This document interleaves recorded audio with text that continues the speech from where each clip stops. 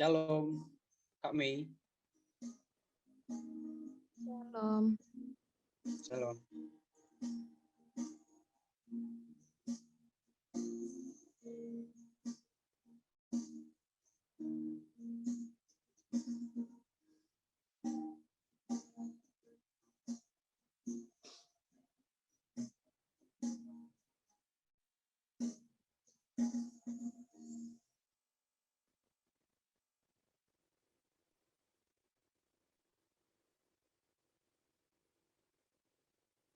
Shalom, Kandida.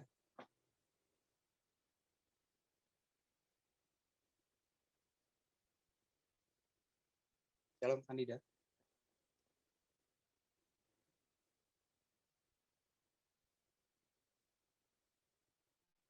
Oke.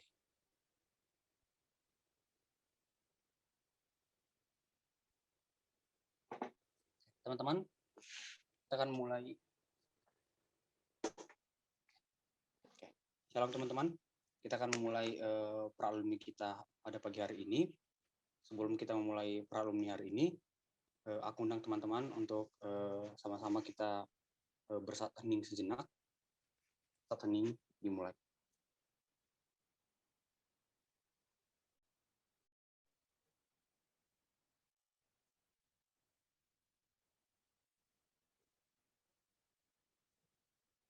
Mari kita berdoa. Terima kasih Bapak, berkat Kau berikan kepada kami Tuhan, pada pagi hari kami dapat berkumpul Bapak, via Zoom ini Bapak, dalam keadaan baik ya Tuhan. Bapak, sebentar kami akan mulai persekutuan kami Tuhan, dengan teman-teman pra-alumni Tuhan. Karena Tuhan berkati Bapak setiap Bapak pembicara Tuhan, setiap pelayan Bapak, dan Bapak berkati juga kami agar dapat menerima materi yang disampaikan oleh pembicara dengan baik Tuhan, sehingga dapat kami terapkan Bapak dalam kehidupan kami nantinya Tuhan. Berfirmanlah Kau Tuhan, amin.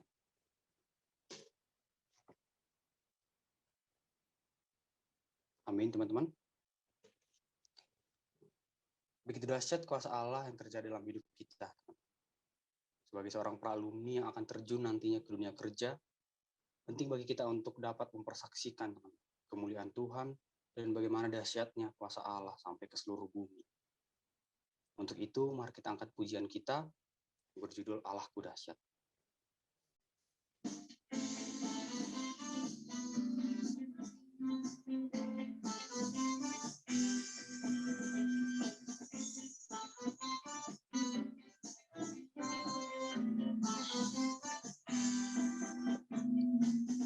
Dari utara ke selatan, terdengar pujian bagi Allah. Dari barat sampai ke timur, nama Yesus disanjung tinggi. Dari pulau-pulau, lembah-lembah, gunung-gunung yang tinggi, kemuliaannya disaksikan, kebesarannya diceritakan. Yesus, Yesus, nama Yesus, nama Yesus disanjung tinggi. Dari pulau-pulau, lembah-lembah, gunung-gunung yang tinggi. Allahku dahsyat berkuasa, seluruh bumi sujud menyembah. Tinggikan namamu, Allahku dahsyat berkuasa, seluruh bumi sujud menyembah. Tinggikan namamu, oh.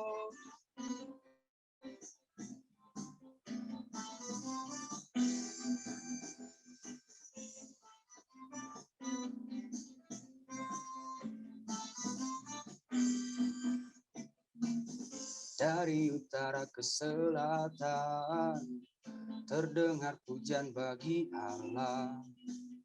Dari barat sampai ke timur, nama Yesus disanjung tinggi. Dari pulau-pulau, lembah-lembah, gunung-gunung yang tinggi, kemuliaannya disaksikan, kebesarannya diceritakan. Yesus, Yesus, nama Yesus, nama Yesus disanjung tinggi. Dari pulau-pulau, lembah-lembah, gunung-gunung yang tinggi, Allahku dahsyat berkuasa, seluruh bumi sujud menyembah. Tinggikan namamu, Allahku dahsyat berkuasa, seluruh bumi sujud menyembah. Tinggikan namamu, Allahku dahsyat berkuasa, seluruh bumi sujud menyembah. Tinggikan namamu, Allahku dahsyat berkuasa, seluruh bumi sujud menyembah. Tinggikan namamu, Allahku dahsyat berkuasa, seluruh bumi sujud menyembah. Tinggikan namamu, Allahku dahsyat berkuasa, seluruh bumi sujud menyembah. Tinggikan namamu, Allahku dahsyat berkuasa, seluruh bumi sujud menyembah. Tinggikan namamu, Allahku dahsyat berkuasa, seluruh bumi sujud menyembah. Tinggikan namamu, oh. Tinggikan namamu, oh. Tinggikan namamu, Allahku dahsyat. Teman-teman, selanjutnya kita akan mendengarkan materi yang akan disampaikan oleh Kak Yudit. Kepada Kak Yudit, kami persilakan.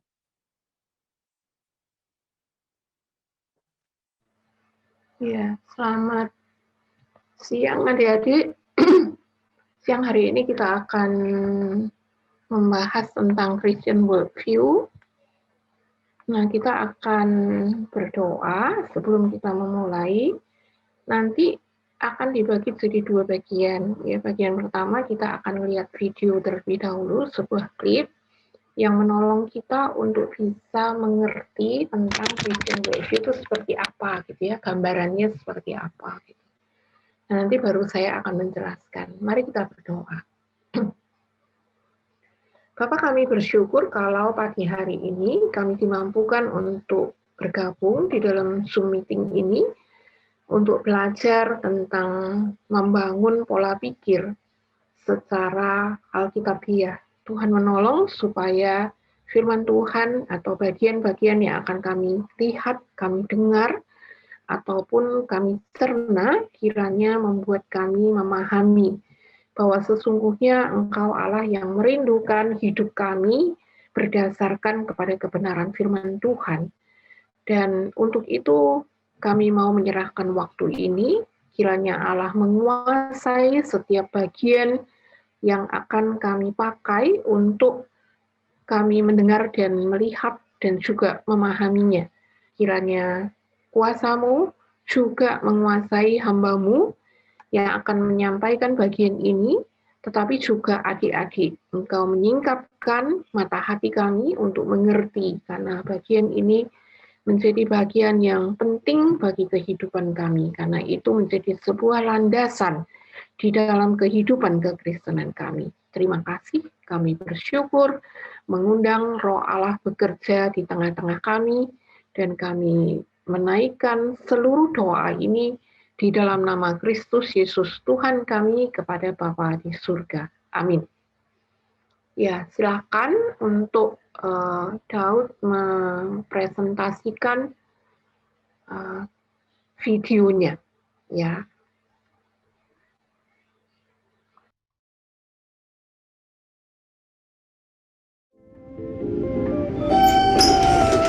This is Sasha. This is Sam. When they first met, it was just small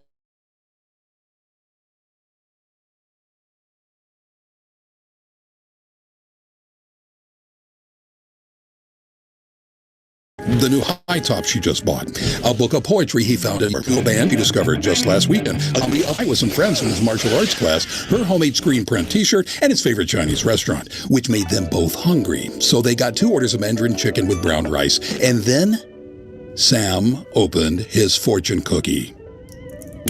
Life's journey ends with a new beginning. Whoa, that's deep. But in the real world, life's journey ends with an ending. When you die, you're done.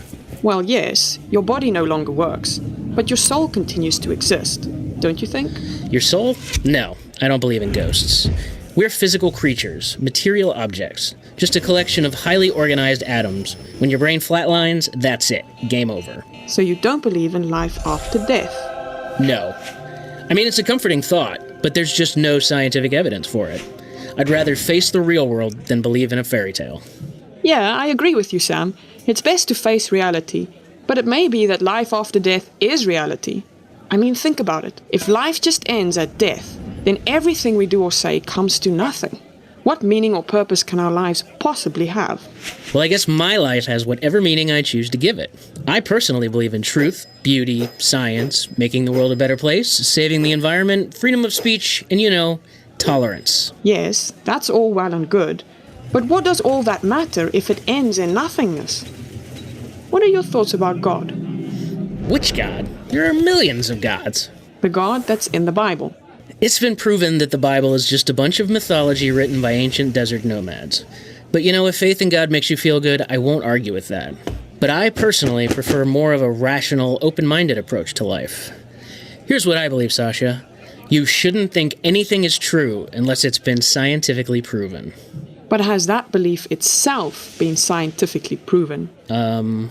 Sam, you and I look at life very differently. Yeah, it's crazy. It's like we're from different worlds.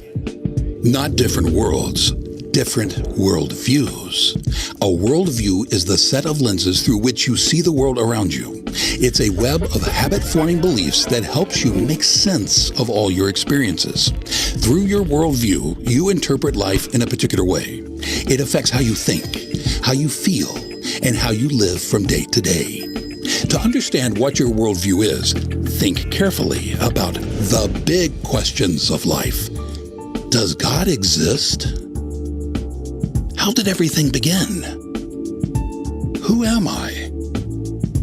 Why am I here? Am I living a good life? What happens after I die? Cabbages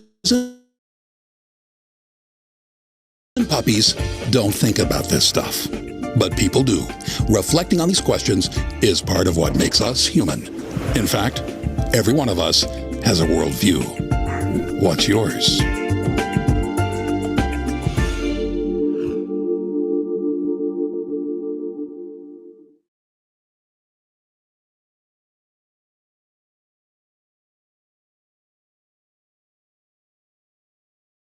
Terima kasih, Daud. Kita akan masuk ke slide ya.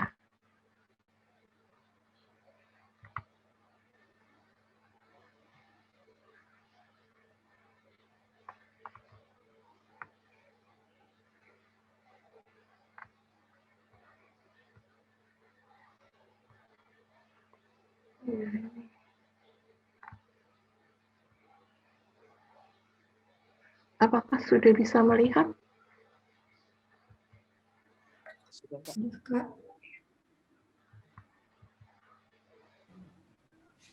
Ya, yuk kita akan mulai. Kita akan bicara soal Christian worldview.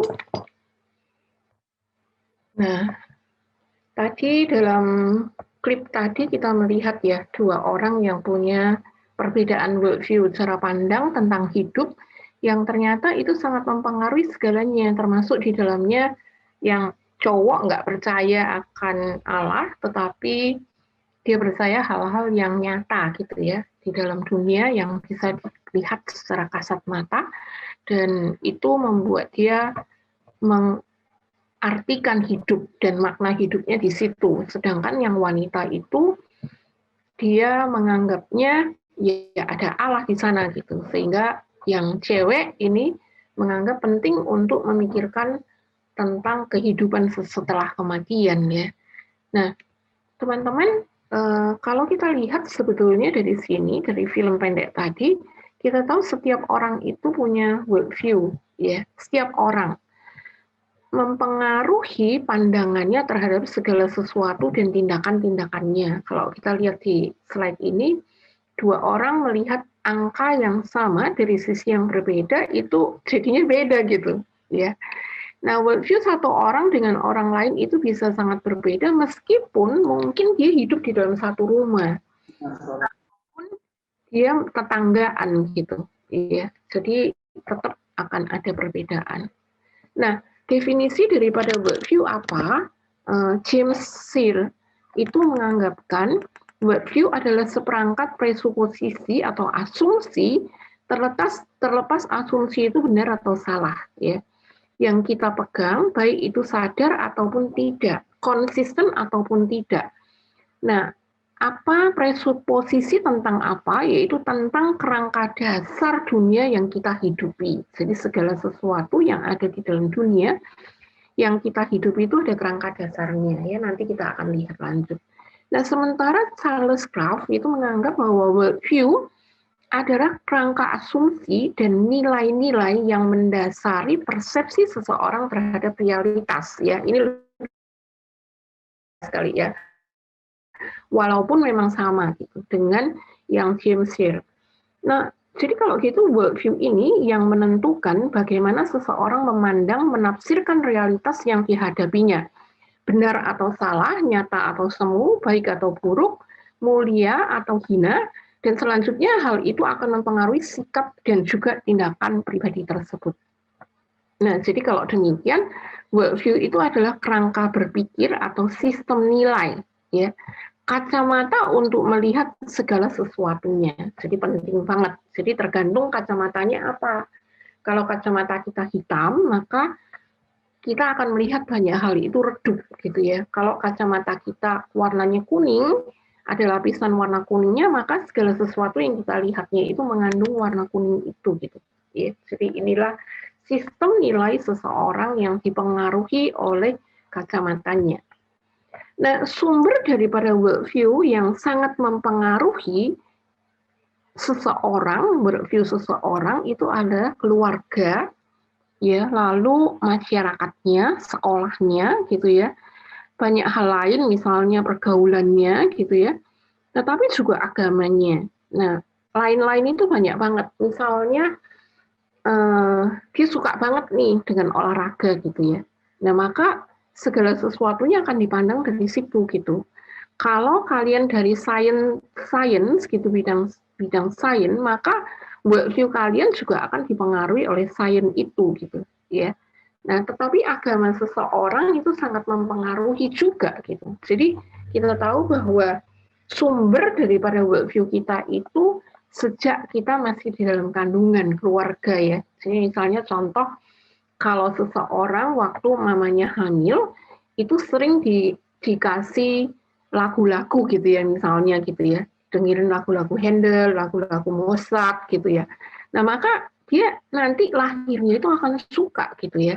Jadi ada satu keluarga itu yang mengandung anaknya, itu dia udah mulai bacain Alkitab, terus anaknya lahir, ya anaknya belum bisa ngomong, belum bisa ngerti gitu, dia tiap hari bacain Alkitab gitu. Waktu ditanya kenapa gitu ya, terus dia bilang ini penting banget, aku bacain Alkitab untuk anakku gitu. Ya, jadi itu worldview. Jadi kalau seseorang memandang Alkitab penting dan menganggap bahwa anak-anak sejak kecil itu sudah bisa belajar sesuatu sejak dalam kandungan, selama dia sudah mulai ada embrio di dalamnya gitu ya, tahu itu ada kehamilan, maka itu akan sangat mempengaruhi apa yang akan diperlakukan kepada dia gitu.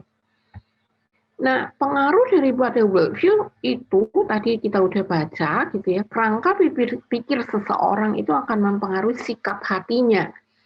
Nah, sikap hati itulah yang akan mempengaruhi tindakan seseorang ya. Nah, mari kita mengenal worldview di sekitar hidup kita, ya. Jadi kalau tadi worldview kita dipengaruhi oleh agama dan dia memiliki kesadaran akan kehadiran Allah, si cewek tadi ya, percaya kepada Allah, pencipta dan penguasa, selain juga dirinya yang hidup dan sebagai pribadi, dan juga dia percaya kepada dunia, dari isi dunia yang sifatnya materi gitu ya. Kemudian ada orang yang ateistik. Nah, kalau ateistik itu dia hanya cuma lihat dunia aja, dia tidak percaya ada Allah, walaupun dia melihat ada kekuasaan lain di luar manusia. Ya. Lalu panteistik yaitu kepercayaan adanya roh, ya, semesta yang tidak berpribadi gitu. Jadi Allah dan dunia itu menyatu, Allah itu tidak berpribadi, ya, yang menguasai dunia ini dan ada di dalam alam semesta. Nah, kenapa kita butuh mengerti ini? Karena itu bermanfaat, ya.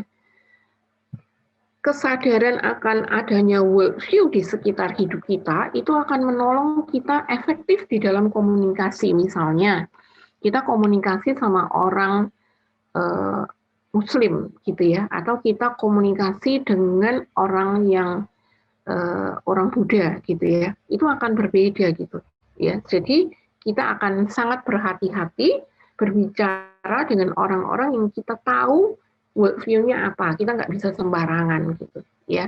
Misalnya kita PI kepada orang-orang yang worldview-nya beda, maka kita akan memakai worldview dia sebagai salah satu cara untuk menyampaikan Injil gitu ya. Nah, kemudian juga kesadaran akan worldview di sekitar kita itu menolong kita untuk bisa mengidentifikasi dan mengantisipasi pengaruh daripada worldview mereka. Misalnya, ya, seorang pengarang dan orang yang sangat kaya itu Kiyosaki, gitu ya. Dia memandang materialisme itu beda dengan yang lain, walaupun dia memikirkan materialisme. Nah, pengaruh materialisme dalam worldview dia mengatakan bahwa kalau mau kaya, gitu ya, ini sangat terkenal banget ini. Kalau mau kaya, gitu ya, kamu nggak usah sekolah, gitu. Ya. Nah, jadi aneh kan ini bagi kita yang berpendidikan tinggi, yang menganggap bahwa ilmu pengetahuan dan membangun karakter daripada seorang pelajar itu penting banget gitu ya. Tapi bagi Kiyosaki enggak gitu ya.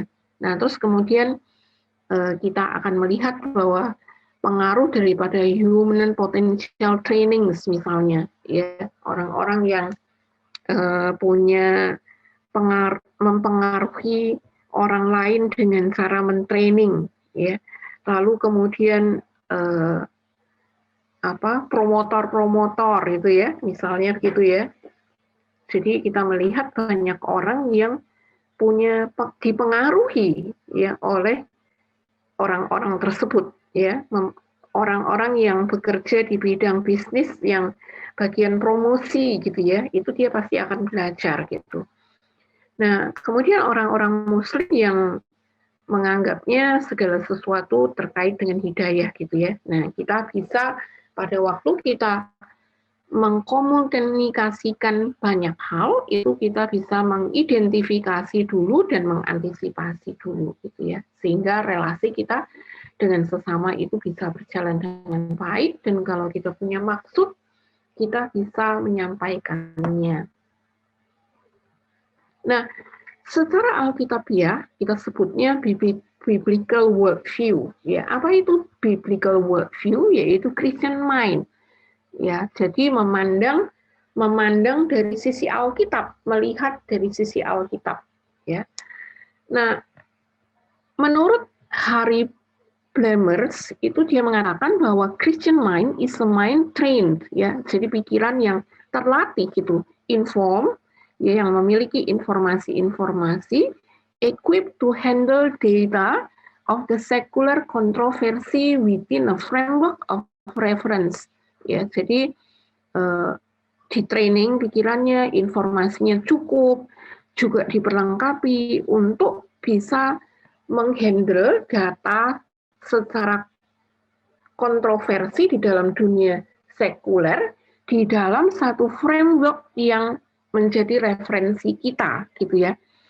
Yang which is constructed of a Christian presupposition. Jadi referensinya apa? Referensinya yaitu terkonstruksi dari preposisi orang Kristen, yaitu Alkitab, ya. Nah, ciri-ciri daripada Christian mind menurut Harry Blamers itu adalah yang pertama itu its supernatural orientation, ya, beyond time and atau to eternity. Jadi kalau kita berpikir secara Kristen, maka kita akan memikirkan sesuatu yang sampai beyond time, jadi sampai kepada kekekalan, ya. Jadi kekekalan itu menjadi satu orientasi kita. Jadi nilai kekal itu penting buat kita, ya. Terus kemudian its awareness of evil. Jadi kita tahu bahwa manusia itu lemah, dia dipengaruhi oleh original sin, ya, dosa asal. Ya, kita aware untuk itu walaupun kita sudah bertobat, tapi kita harus aware, kita harus menyadari bahwa ada bagian-bagian dalam hidup kita yang dipengaruhi oleh dosa, ya. Kemudian it conception of truth. Jadi kita berpikir tentang Allah yang memberikan atau menyatakan tentang kebenaran yang memungkinkan kita untuk mengerti akan kebenaran dan menjadikan kebenaran itu yang diberikan oleh Allah sebagai sebuah landasan untuk kita hidup, ya. Kita akan menerima itu, gitu ya. Kemudian it acceptance of authority. Nah, otoritinya siapa? Otoritas daripada Allah, ya. Nah, kalau kita punya submission, punya ketundukan kepada Allah, maka di dalam menjalani kehidupan itu kita nggak bingung, gitu, ya. Impact-nya bisa kayak begitu, karena kita mau tunduk kepada Tuhan, apapun yang Tuhan perintahkan. Misalnya satu contoh, saya memberikan satu kesaksian yang saya dengar, ya, itu ada satu keluarga, 2 orang, bapak dan ibunya, dia punya anak. Nah, bapak ibunya ini dia tuli sejak lahir, gitu, ya. Tapi dia bisa ngomong, ya, dia bisa berkomunikasi karena dia dilatih begitu. Nah, ternyata dia waktu istrinya mengandung beberapa bulan, belum sampai 6 bulan, mungkin sekitar 3-4 bulan, itu sudah dideterminasi oleh dokter yang merawat mereka bahwa anak yang akan dilahirkan itu kemungkinan besar itu cacat, gitu ya. Jadi dia melihat itu. Nah, ternyata benar, di dalam perjalanannya mereka bergumul setelah itu dan mereka punya konsep tentang kebenaran, ya, dan mereka menerima kedaulatan Allah, maka mereka tunduk karena dia sudah diberikan anak, maka mereka menghendaki bahwa mereka tetap melahirkan anak itu, gitu ya. Jadi saran untuk pengguguran itu mereka tolak, gitu, ya. Dan betul, waktu anaknya lahir, anaknya cacat, gitu, ya. Nah, kemudian yang berikutnya, it's concern for the person. Jadi ini adalah recognition of the value of the human person.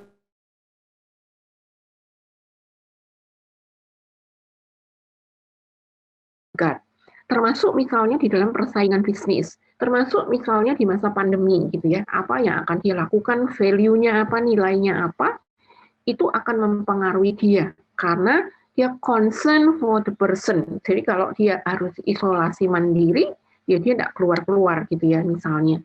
Tapi kalau seseorang tidak concern kepada person, tidak menghargai orang lain, tidak menghargai pribadi, maka itu akan, ya nggak apa-apa, ya.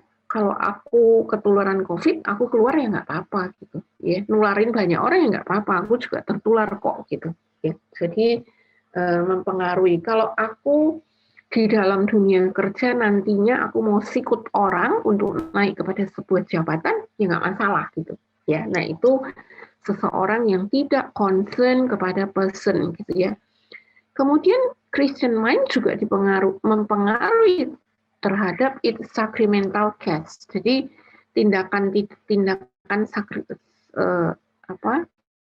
Sakramental itu tindakan yang menguduskan hal-hal yang memang bersifat kudus gitu. Ya, misalnya gereja, ibadah di dalam gereja itu dia lalui dengan sungguh-sungguh, kemudian ibadah pribadinya itu dia perhatikan dengan sungguh-sungguh, itu merupakan bagian yang penting bagi hidupnya, ya. Kemudian kehidupan di dalam komunitas, ya, segala sesuatu yang sifatnya sacred gitu ya, pernikahan misalnya, itu akan dihargai, ya. Kemudian menurut David Gill, dia mengatakan ciri-ciri daripada Christian mind itu punya fokus kepada Allah dan juga firman, ya. Jadi ada pengaruh secara teologis. Jadi kalau demikian berarti dia akan terus-menerus meningkatkan pengenalannya akan kebenaran firman Tuhan gitu, ya. Nah, kemudian yang kedua historical. Jadi masa lalu, kemudian masa kini dan masa yang akan datang itu berpengaruh, ya. Jadi dia akan memikirkan masa lalunya bagaimana, ya. Kemudian dia akan bertanggung jawab di masa sekarang dan segala tindakannya di masa kini itu akan didasarkan kepada pemikirannya akan masa yang akan datang, yaitu kekekalan, gitu ya. Lalu David Gill juga mengatakan itu bersifat humanis, ya tadi ya, deeply concern for the person, for the people, gitu ya. Kemudian ethical. Nah, ethical ini punya etis, ya, etisnya itu dengan standar daripada moral Allah, bukan hanya standar masyarakat, ya. Standar Allah itu lebih tinggi daripada standar manusia. Misalnya, kalau ada di dalam dunia kerja, misalnya korupsi berjemaah, gitu ya. Kan sekarang korupsinya nggak sendiri, gitu, korupsi berjemaah. Maka secara etis dia akan mentaati apa yang menjadi moral standar daripada Allah. Korupsi itu mencuri, berarti dia tidak akan, meskipun itu berjemaah, dia tidak akan melakukan hal itu, apapun konsekuensinya, gitu ya. Lalu truthful, ini artinya dia akan hidup secara benar, ya, karena dia berkomitmen kepada Allah yang sudah menyatakan dirinya secara jelas, baik itu di dalam alam maupun di dalam Alkitab, ya. Kemudian estetik, ya, dia mengapresiasi keindahan, mengapresiasi kebenaran, mengapresiasi hal-hal yang baik, ya. Itu menurut David Gill. Kemudian di dalam kita punya worldview, kita akan mencoba untuk berdasarkan pada James here, ya. Kita akan lihat 7 pertanyaan penting yang akan mendasari worldview kita. Jadi komponen di dalam worldview orang percaya itu, dia akan bertanya, apakah realitas yang utama, ya, paling utama itu realitasnya apa gitu, yaitu Allah yang tidak terbatas, Allah yang berkepribadian, ya, Allah kita adalah Allah yang berpribadi, ya, Allah pribadi. Lalu Allah yang transenden, Allah yang melampaui segala sesuatu, ya, yang tidak dalam bentuk wujud gitu ya, yang sifatnya roh gitu ya, transenden. Lalu imanen, Allah yang maha kuasa, Allah yang maha tahu dan maha baik, ya. Nah, ini ada di dalam Kejadian pasal 1, ya. Roh Allah itu menguasai segalanya, ya. Kemudian ada di mana-mana dia berkuasa, ya, untuk menciptakan. Kemudian dia tahu segalanya dan dia melakukan tindakan-tindakan yang baik bagi ciptaannya. Nah, implikasi daripada realitas yang paling utama bahwa Allah kita adalah Allah yang hadir, Allah yang berpribadi, ya, Allah yang tidak terbatas, itu implikasinya apa? Berarti Allah itu menjadi pusat hidup yang utama di dalam kita, ya, di dalam hidup kita gitu, ya. Baik di dalam kepentingan ataupun kemuliaan Allah gitu ya, itu kita kita mengakuinya, kita surrender gitu ya, kita taat gitu. Ya, implikasinya itu. Nah, kalau di dalam KTB dulu kita belajar jaminan, ya 5 jaminan itu, ya keselamatan, jaminan keselamatan, jaminan jawaban doa, ya, jaminan pemeliharaan Allah, jaminan pengampunan, ya, jaminan bimbingan Allah gitu. Nah, jadi kita melihat bahwa di dalam bagian-bagian yang kita sudah pelajari itu menjadi hal yang praktis daripada kita mengakui, ya. Jadi bagian yang praktis dari kita mengakui Allah yang nyata di dalam kehidupan manusia dan kehidupan di dalam dunia, ya. Nah, komponen yang kedua itu apakah natur dunia di sekitar kita, ya. Apa yang menjadi natur daripada dunia di sekitar kita? Nah, kita harus mengakui dunia yang diciptakan ini adalah bukan muncul tiba-tiba gitu. Dunia yang sekarang ada itu bukan muncul tiba-tiba, tetapi diciptakan oleh Allah secara teratur seperti yang disebutkan dalam Kejadian pasal 1, ya. Kalau misalnya di dalam dunia sains kita membicarakan masalah ada Big Bang dan sebagainya gitu ya, ya kita harus melihat itu daripada dunia ciptaan Allah. Mungkin memang ada masa-masa di mana dunia yang Allah ciptakan itu seperti itu gitu. Ya. Nah, kita harus melihat itu di dalam sebuah kacamata. Waktu Musa menuliskan itu semua itu dipimpin oleh Allah gitu ya, maka apa yang dinyatakan oleh Alkitab itu benar gitu ya, bahwa dunia itu diciptakan oleh Allah secara teratur. Nah, dunia ini adalah ciptaan Allah, kalau demikian dunia ini adalah milik Allah gitu ya.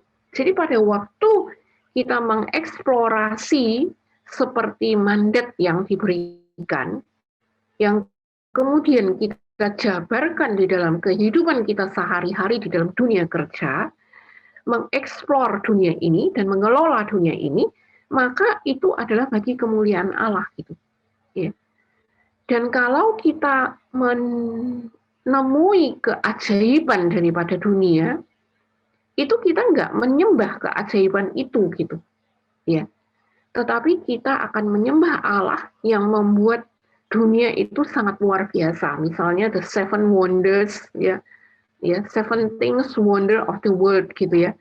Nah, itu kita bisa melihat keajaiban Allah di masa lampau. Misalnya orang membuat candi Borobudur di Indonesia gitu ya, pakai apa gitu ya? Nggak pakai semen, tapi kok bisa nempel batunya gitu ya, sedemikian besarnya dan sedemikian uniknya. Misalnya demikian, ya. Nah, misalnya kita melihat danau 3 warna gitu ya. Bagaimana? Ya, karena ada ganggang di dalamnya, itu secara saintifik. Tapi kalau ganggangnya menimbulkan warna demikian, that is a wonder, ya. Nah, dunia yang dijadikan oleh Allah itu kita tidak boleh eksploitasi sesuka hati kita. Ya, itu adalah implikasi daripada kesadaran bahwa natur ini diciptakan oleh Allah, alam ini diciptakan oleh Allah. Nah, hal yang ketiga, kita perlu melihat siapa manusia itu, ya, adalah makhluk yang diciptakan di dalam gambar dan rupa Allah. Adalah makhluk yang sosial, bukan makhluk individual. Individual dalam arti individualisme itu yang menjadi tekanan, bukan, ya. Tetapi sejak dia diciptakan, Allah menciptakan manusia sebagai makhluk sosial. Itu sebabnya dia memberikan Adam dan Hawa, ya, sebuah keturunan atau dengan mandat berketurunanlah, gitu, ya. Maka tidak heran waktu Allah memberikan perintah atau memberikan janji kepada Abraham, dia memberikan janji yang begitu spektakuler. Keturunanmu itu seperti pasir di laut gitu, yang nggak terhitung jumlahnya, ya. Jadi bukan manusia yang hidup sendirian, yang menguasai segala sesuatunya sendirian gitu, ya. Nah, manusia juga itu memegang mandat, memegang perintah. tetapi sekaligus manusia itu adalah telah jatuh ke dalam dosa. Ya, nah ini kemanusiaan kita sebagai manusia. Nah, itu akan memberikan implikasi, yaitu penghargaan terhadap sesama manusia seberapa buruknya keadaannya, gitu ya. Jadi, tadi konsep daripada anak yang cacat tetap dilahirkan, itu adalah pro-life, menghargai kehidupan yang Allah berikan. Karena kalau Allah tidak memberikan keturunan, nggak bisa dia berketurunan. Walaupun keturunannya itu diberikan di dalam kromosom yang tidak lengkap, ya, tetapi dia manusia. Nah, kesadarannya akan Allah tadi membuat manusia ini akan berpengharapan kepada Allah karena adanya Allah, gitu ya. Jadi kesadaran akan manusia yang sangat terbatas ini membuat dia terus-menerus akan berpengharapan kepada Allah. Tetapi sebaliknya, jikalau dia punya IQ yang tinggi, dia punya kehebatan yang sangat luar biasa, dia tetap akan bergantung kepada Allah. Dia tidak akan menjadi seperti Nebukadnezar yang membanggakan diri sehingga dibuat sane oleh Allah, ya, dibuat gila oleh Allah seperti binatang, makanannya rumput. Ya. Jadi kesadaran akan siapa manusia itu membuat kita bisa tetap mengagungkan Allah, ya, tetapi juga bisa meletakkan diri kita itu rendah hati di hadapan Allah yang memberikan segala sesuatunya. Nah, apa yang terjadi setelah seseorang mati ini juga menjadi landasan karena dia punya tadi pemikiran secara kekal, ya, konsepnya kekal. Maka segala sesuatunya implikasinya bahwa hidup bukan hanya untuk hari ini, ya, bahkan hidup yang akan datang itu menjadi penting. Itu sebabnya pada waktu nanti kalau menjadi alumni, pada waktu dia kerja, maka nilai kekal itu akan menjadi dasar bagi dia. Ya, kalau dia di dalam sains itu pandai banget, ya, apakah dia akan mengkloning manusia, ya, melampaui Allah atau menyamakan diri dengan Allah, ya. Apakah dia akan memakai hartanya untuk kepentingannya sendiri atau dia akan menginvestasikan untuk kekekalan, ya. Kalau kita ingat pemuda yang kaya yang malam-malam datang kepada Yesus dan dia bertanya tentang kekekalan, ya. Lalu Yesus bilang, jual semua hartamu, ya, ikut aku. Dan dia pergi dengan sedih hati. Nah, itu kita lihat satu kondisi bahwa harta itu menjadi persoalan bagi dia. Lalu, seorang petani yang kaya yang membuat tempat penyimpanan, ya, gandumnya besar dan besar. Dan ternyata Allah ambil dia. Maka semua yang dia miliki itu menjadi sia-sia. Dia tidak menyimpan harta di surga. Seperti yang dikatakan di dalam Matius, pasalnya yang ke-6, ya, semuanya itu dimakan oleh ngengat kalau kita menyimpan harta. Ya. Saya punya lemari yang sejak zaman nenek moyang saya. Jadi lemari yang saya punya itu lebih tua usia dari kayu jati, gitu ya. Itu punya nenek gitu. Tetapi waktu saya bawa ke rumah saya, itu sudah tidak utuh gitu. Kenapa? Karena digigit tikus, ya. Di sana bolong, di sini bolong, kacanya pecah gitu ya. Nah, jadi dimakan ngengat juga gitu. Ya, walaupun bisa tetap dipakai, tapi ada bagian-bagian yang rusak gitu. Nah, buat apa kita punya harta-harta yang seperti itu? Ya. Oke. Kalau kita nggak mau menyimpan untuk sesuatu yang bernilai kekal. Jadi itulah yang perlu menjadi prinsip bagi seorang alumni. Apa itu nilai kekal? Ya, kamu terlibat di dalam pelayanan, ya, kamu mendukung pelayanan, ya, kamu memikirkan hidup orang lain, bukan untuk memikirkan hidup diri sendiri. Kalau punya harta hanya untuk diri dan keluarga, tetapi bisa membagikan, bisa berderma bagi orang lain. Ya. Bisa memberi, punya karunia memberi gitu ya. Dan seterusnya dan seterusnya. Tetap terlibat di dalam pelayanan karena itu punya nilai kekal, tetap memberitakan Injil karena Injil itulah yang membawa orang kepada kekekalan ya. Jadi tidak semua waktunya 24 jam itu dipakai untuk bekerja dan mengumpulkan uang ya untuk diri sendiri. Oke, yang kelima, bagaimana kita bisa tahu sesuatu epistemologi, jadi secara katanya ya, secara dasar katanya itu apa gitu. Nah, manusia diciptakan dengan kemampuan rasional oleh Allah karena dia diciptakan serupa dan segambar oleh Allah, maka dia punya pemikiran, itu diberikan oleh Allah. Nah, baiklah pemikiran kita itu kita pakai dengan baik ya. Nah, pemikiran rasional kita itu kita pakai untuk memahami dunia yang teratur yang diciptakan oleh Allah. Jadi kalau misalnya nanti kita masuk ke dalam satu perusahaan kertas misalnya, ya, kita harus memikirkan bagaimana pohon yang ditebang itu harus direboisasi gitu ya, harus ditanam bibit yang tanam bibit lagi gitu, ya, untuk kemudian bisa menjadi pohon yang baru, ya. Kita harus memikirkan kalau kita orang dari Kalimantan bagaimana memelihara jantung daripada dunia itu, paru-paru dunia itu. Ya, oksigennya bagaimana itu? Kalau semua daerahnya dipakai untuk menanam sawit, misalnya begitu. Ya. Nah, itu kita harus memikirkan dengan baik. Kalau kita dari Kalimantan Timur misalnya, bagaimana kita memikirkan tambang? Ya. Kalau kita terlibat di dalam tambang, bagaimana daerah pertambangan itu tidak merusak lingkungan. Kalau sekarang tambang itu tempat di mana terjadinya banjir kemudian, ya. Kalau kita tinggal di Papua misalnya, ya, kita harus memikirkan itu. Jadi ada implikasi kita untuk hidup dalam kerendahan hati, dalam menyikapi semua perkembangan iptek dan kemampuan di dalam menguasai iptek. Walaupun benar Allah memberikan kita rasio, ya, tetapi Allah juga menolong kita untuk punya hati. Ya, itu sebabnya dengan kerendahan hati kita harus memikirkan perkembangan iptek itu untuk kebaikan manusia.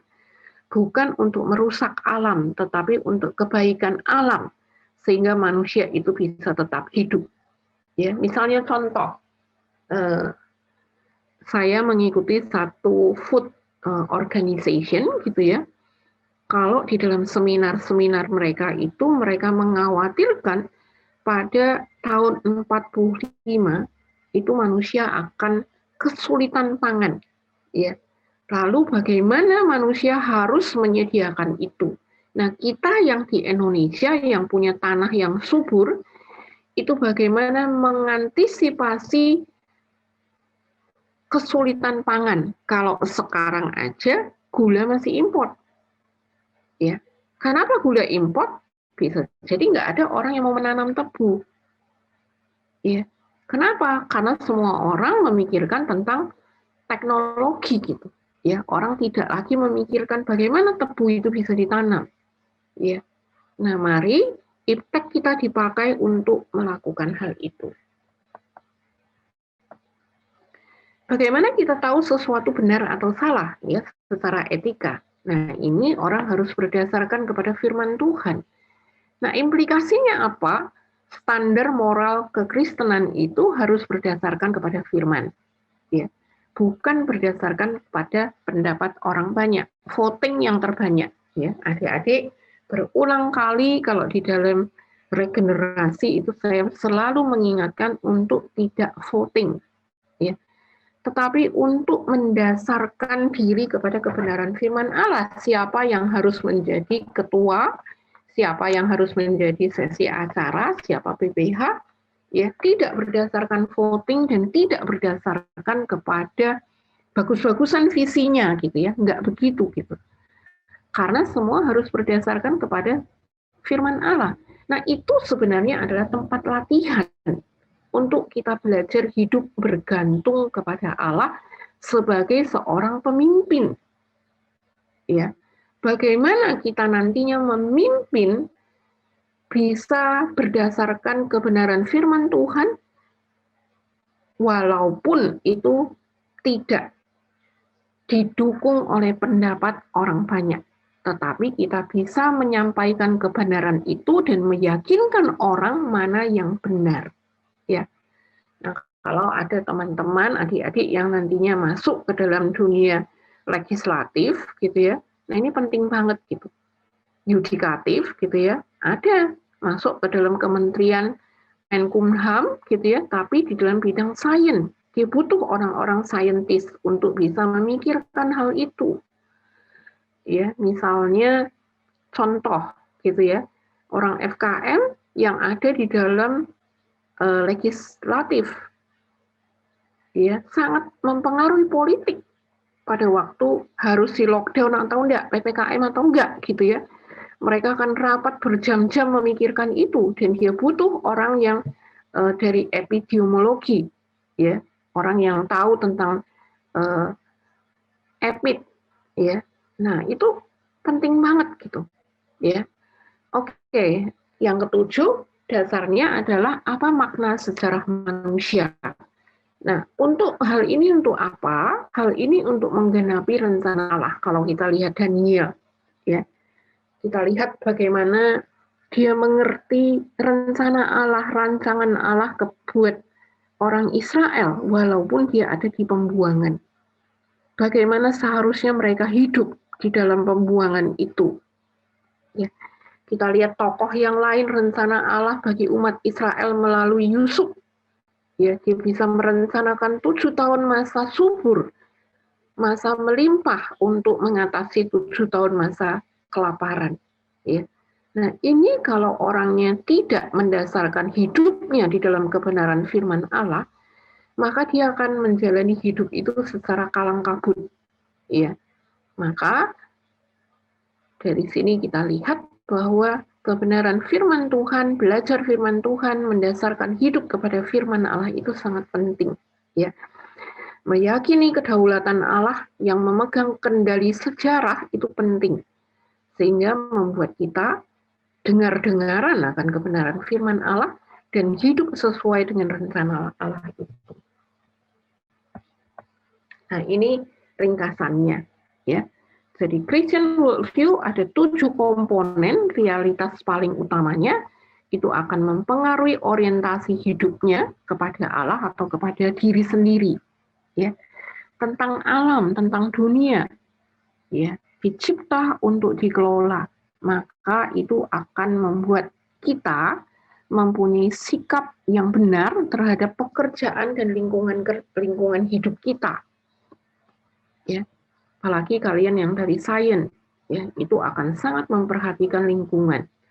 Kalau belakangan orang banyak bicara soal ozon yang makin tipis gitu ya, maka bagaimana sebagai seorang saintis untuk menggunakan segala sesuatu yang sifatnya organik, ya, bukan menciptakan sesuatu yang sifatnya kimia gitu ya, tapi bagaimana menemukan zat-zat organik itu untuk menggantikan zat-zat yang sifatnya kimiawi. Ya. Oke, lalu melihat siapa manusia diciptakan oleh Allah sebagai ciptaan yang mulia, maka dia harus punya konsep diri. Dia harus punya sikap terhadap sesama manusia, memanusiakan manusia, dan melihat diri sendiri secara benar di hadapan Allah. Ya. Lalu pasca kematian, kekekalan, ya, menolong kita untuk punya sikap hidup yang benar. Yang kelima, rasio yang dianugerahkan oleh Allah digunakan secara baik. Ya. Kemudian etika kita berdasarkan kitab suci, bukan berdasarkan situasi, bukan etika situasi, ya, tetapi etikanya dasarnya kitab suci. Lalu kita memperhatikan sejarah, ya, di bawah kedaulatan Allah. Itu sebabnya kita punya sikap di dalam dunia yang realitasnya kita hadapi itu, kita menundukkan diri kepada Allah yang berdaulat. Ya, itu Christian worldview. Nah, kalau demikian, seperti apa nanti kalau kita jadi alumni Kristen? Ya, terhadap pernikahan, gitu ya, terhadap keluarga, terhadap uang, terhadap harta, terhadap ibadah kita di dalam hari-hari yang kita jalani, gitu ya. Seperti apa? Itu akan sangat mempengaruhi. Apa yang akan menjadi hal yang paling penting, apa yang menjadi alat bagi kehidupan kita, itu sangat penting banget. Ya, bagaimana kita melihat uang, itu akan mempengaruhi bagaimana kita memberi. Ya, adik-adik, sebetulnya kan acara ini kan tentang itu ya, memberi persembahan gitu ya. Awalnya begitu. Bagaimana kita memberikan 10% kepada Allah. Lalu saya bilang sama Daud, kakak nggak punya konsep 10% gitu ya, maaf, nggak bisa nyampaikan. Kenapa? Karena konsep memberi saya adalah janda yang memberikan 1 peser. Ya, memberikan kepada Allah sedapat mungkin kita memberi, seada yang kita ada itu yang kita beri. Ya, jadi nggak bisa cuma 10%. Kalau kita mau berdasarkan daripada Alkitab, itu lebih daripada 20%. Ya, lebih daripada 20% yang harus diberikan kepada Allah. Nah, jadi kita nggak bisa hanya membatasi memberi kita itu 10%, kemudian yang 90% itu milikku, karena aku yang kerja gitu. Ya. Nah, kenapa penghargaan kita kepada hal-hal yang sifatnya rohani itu lemah, ya? Kita bisa lihat sebetulnya dari apa yang kita berikan. Kalau kita menganggap hal-hal rohani itu penting, maka dia akan memberi itu nggak usah dikejar-kejar, ya nggak usah diminta-minta. Dia akan tahu kepada siapa dia harus memberi, ya.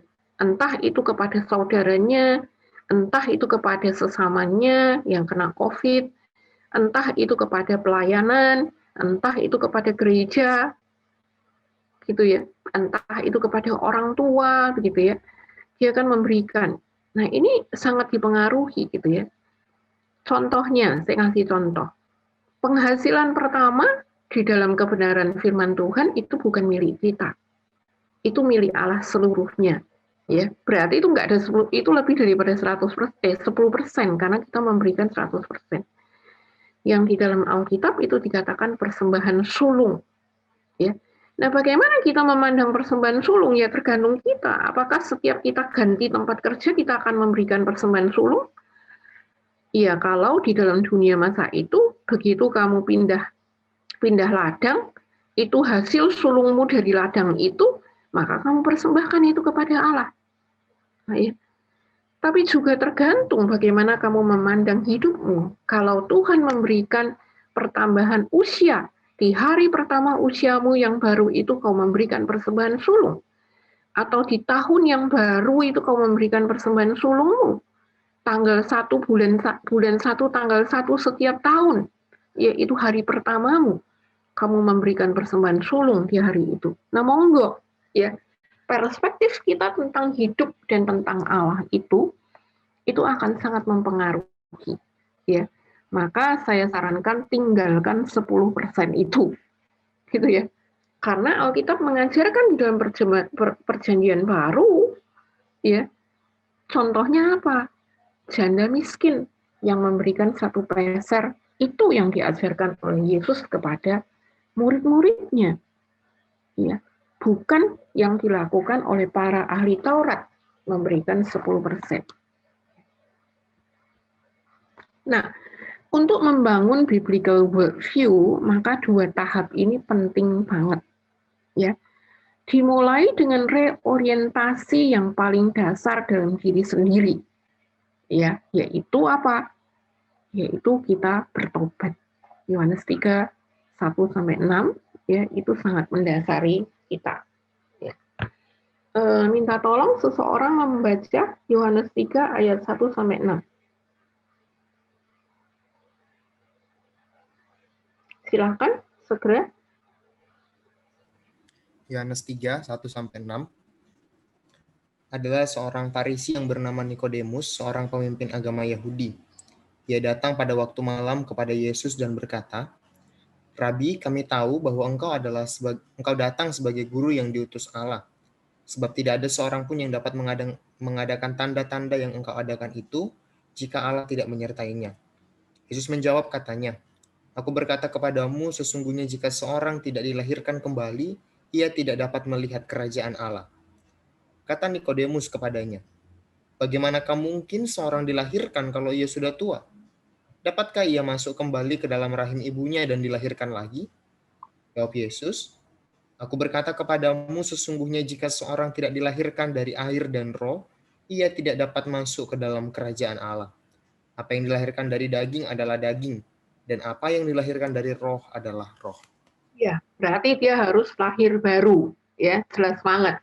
Karena tadi di dalam membangun biblical worldview itu ada satu poin tentang kekekalan dan satu poin tentang kedaulatan Allah, submission kepada Allah, ya.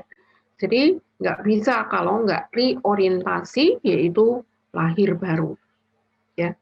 Yang kedua, kita melihat dari Roma 12 ayatnya yang kedua. Ya, itu pembaharuan daripada akal budi kita, seluruh akal budi kita.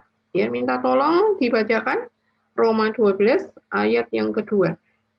Roma 12 ayat 2, "Janganlah kamu menjadi serupa dengan dunia ini, tetapi berubahlah oleh pembaharuan budimu, sehingga kamu dapat membedakan manakah kehendak Allah, apa yang baik, yang berkenan kepada Allah, dan yang sempurna." Iya, ya. Pembaharuan budi itu pembaharuan pemikiran.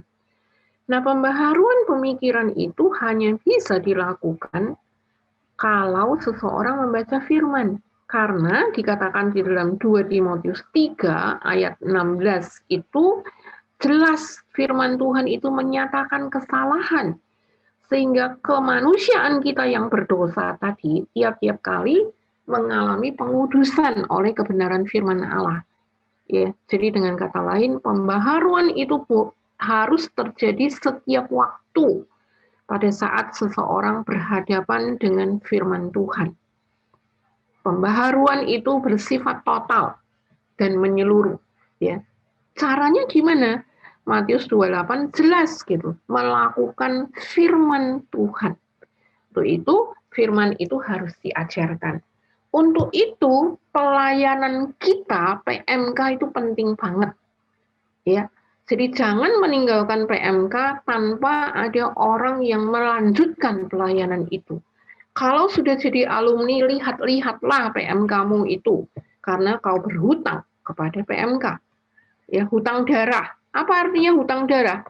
Hutang karena kamu diselamatkan melalui pelayanan PMK di FSM. Ya. Itu yang dikatakan Paulus kepada Filemon. Ya, dia katakan kamu berhutang darah. Kalau Onesimus berhutang mencuri, nanti aku ganti. Tapi Paulus katakan, Filemon, engkau berhutang darah kepadaku. Karena engkau diselamatkan melalui pemberitaan firman yang aku sampaikan. Ya, itu Paulus kepada Filemon. Sama juga harusnya kita juga punya berhutang. Ya, punya rasa berhutang kepada orang yang membagikan firman itu kepada kita. Ya. Nah, John Stott sudah pernah kita bahas ini, membangun biblical worldview itu dengan 4 narasi, metanarasi. Ya. 4 poin di dalam metanarasi yang dia sebutkan itu adalah penciptaan, kejatuhan, penebusan, dan penggenapan atau akhir zaman. Nah, kerangka inilah yang mendorong kita atau melandasi kita untuk punya worldview yang benar menurut John Stott. Ya, kita udah pernah bahas ini. Oke, nah kita akan coba menyarikan itu semua. Ya, nah yang pertama, kalau kita melihat 7 pertanyaan dari James Shear tadi, ya kita menemukan ini. Ya, kita rangkumnya menjadi seperti ini. Yang pertama, Allah sebagai realitas paling utama. Ya, untuk itu Allah sebagai pusat daripada segala sesuatu, maka takut akan Allah itu menjadi permulaan daripada hidup kita, pengenalan kita. Ya, takut akan Allah itu sebagai permulaan hikmat kita di dalam mengambil keputusan di dalam perjalanan hidup kita. Ya. Nah, hal yang kedua adalah paradoks manusia, yaitu dia punya dignity karena dia diciptakan di dalam gambar dan rupa Allah. Tetapi pada waktu yang bersamaan dia depraved, ya. Kenapa? Karena dia manusia yang berdosa. Kecenderungannya adalah melakukan dosa. Itu yang dikatakan oleh Paulus. Yang kuingini adalah yang baik, tetapi kenyataannya yang jahat itu yang aku lakukan. Ya, Rasul besar kita menyatakan bahwa di dalam kemanusiaan kita itu ada unsur depraved. Jadi kita ada kecenderungan melakukan hal-hal yang buruk. Kalau ini tidak diselesaikan secara gradual, ya, dengan kebenaran firman Allah, dikuduskan dengan kebenaran firman Allah, maka dignity yang Allah berikan itu nggak akan terjadi secara sempurna. Ya, kalau kita lihat di dalam Roma 8 ayat 29, itu kita dikuduskan, kita dipanggil, kita ditentukan untuk menjadi serupa dengan gambaran anaknya, yaitu Yesus. Di mana kemanusiaannya itu bisa kita lihat sepanjang Alkitab, Perjanjian Baru. Ya, di dalam kitab Injil itu kita bisa lihat kemanusiaannya Yesus. Maka perlulah kita untuk dikuduskan tiap-tiap hari. Untuk itu kita perlu takut akan Allah dan rendah hati memusatkan hidup kita itu kepada Allah. Ya. Kemudian masa depan daripada masyarakat, yaitu mempengaruhi daripada pola kerja kita, pekerjaan kita, cara kita menantikan sesuatu, ya, cara kita melihat sesuatu yang baru dan sesuatu yang sempurna, itu akan mempengaruhi kehidupan kita. Ya. Nah, ini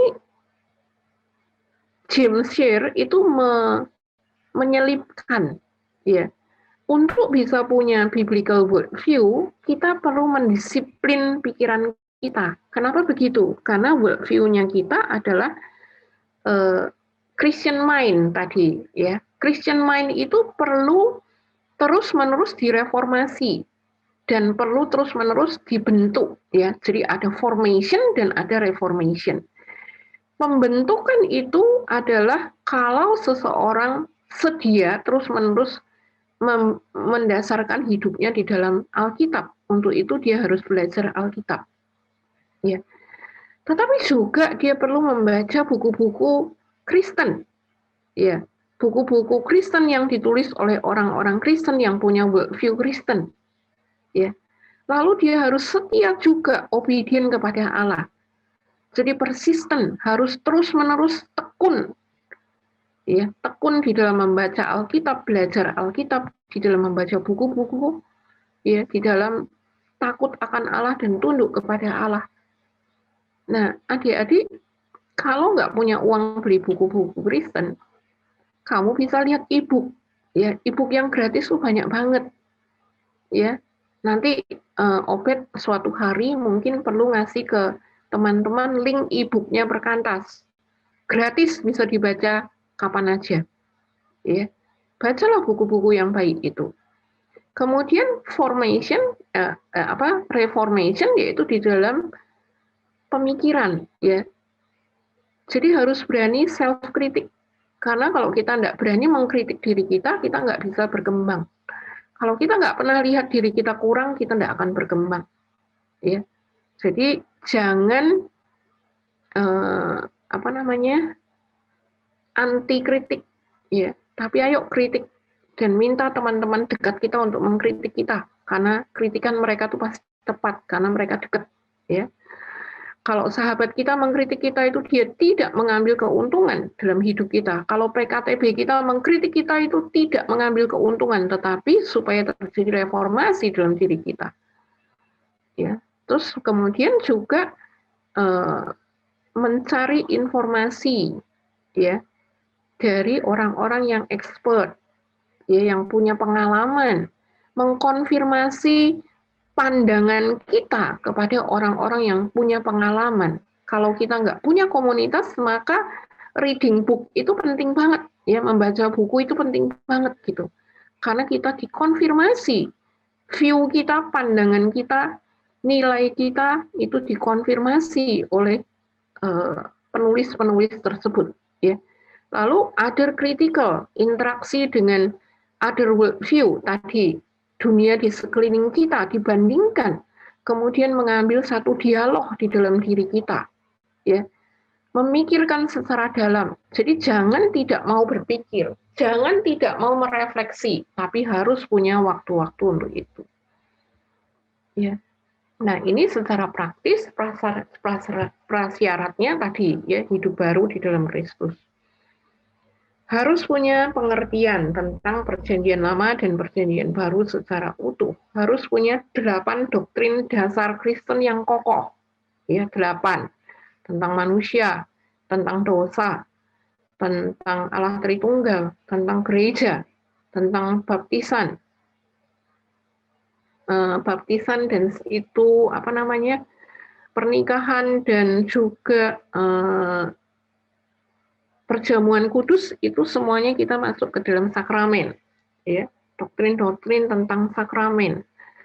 Kemudian tentang masa depan, kedatangan Kristus, tentang Alkitab, ya, tentang dosa, ya, manusia tadi dosa. Jadi 8 doktrin itu harus secara alkitabiah.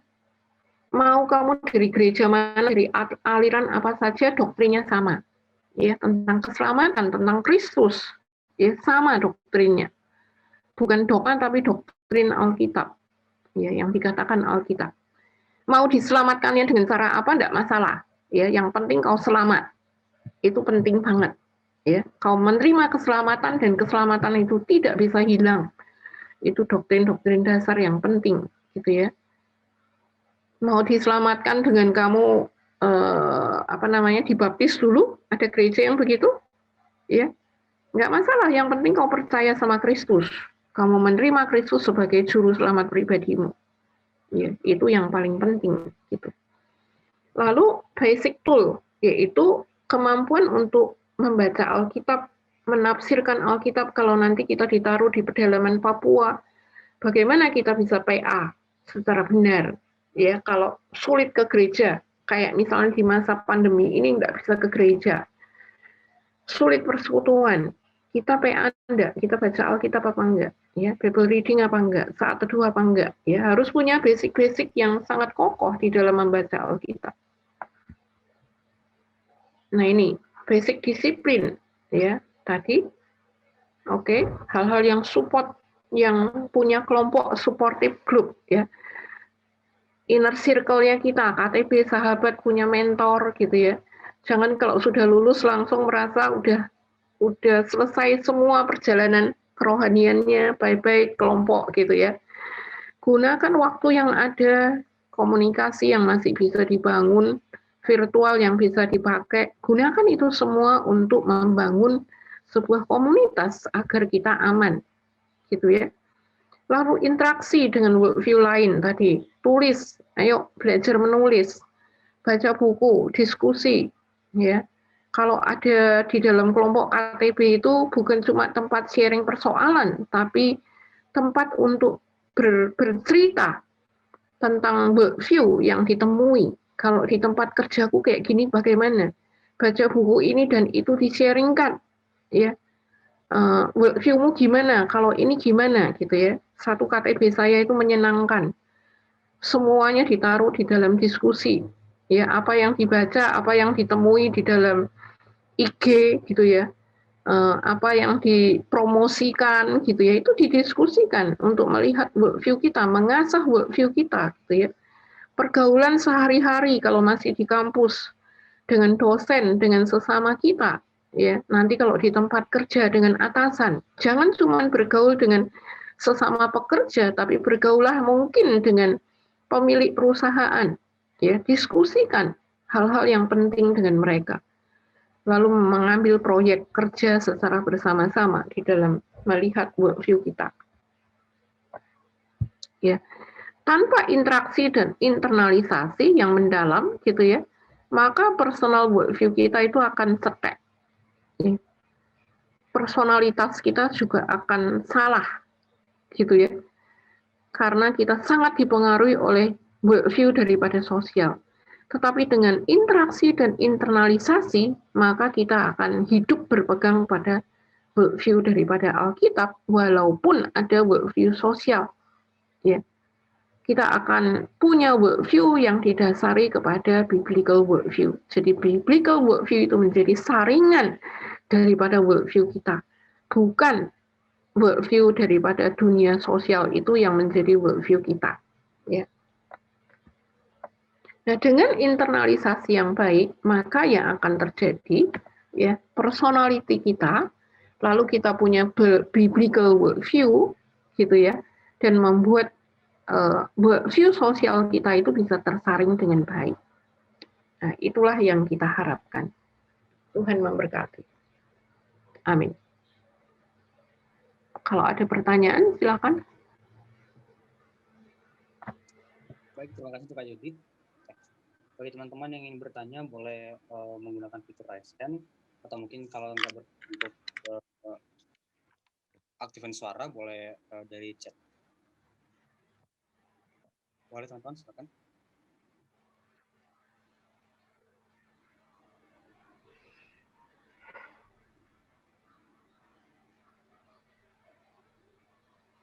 Iya, ini saya ngasihnya sangat filosofis ya, karena memang itu filosofi hidup kita gitu.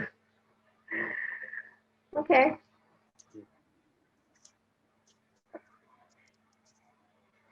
Apakah ada teman-teman yang mau bertanya?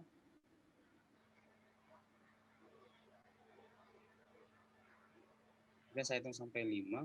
Kalau nggak ada, nanti harus dengan kesimpulan. Nggak ada, ini karena bingung atau bagaimana? Kalau bisa memberikan respon ya, kalau nggak bertanya respon gitu. Iya, mungkin teman ada yang mau memberikan respon. Feedback gitu ya.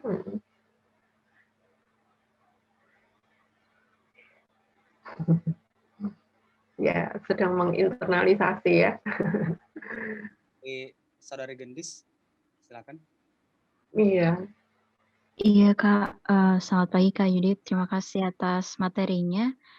Aku mau bertanya, karena di dunia ini banyak worldview ya Kak, bagaimana caranya agar kita bisa hidup harmonis dan terkesan tidak memaksakan worldview kita terhadap orang lain Kak? Terima kasih Kak. Tadi kan kita bilang kan memahami ya, tadi ya, memahami. Dengan kita tahu worldview-nya orang lain, itu menolong kita bisa mengkomunikasi atau berkomunikasi, berelasi dengan dia itu dengan baik gitu. Justru kalau kita tahu worldview-nya dia, kita bisa membicarakan worldview kita, tetapi dari sudut pandang celah-celah yang dia miliki.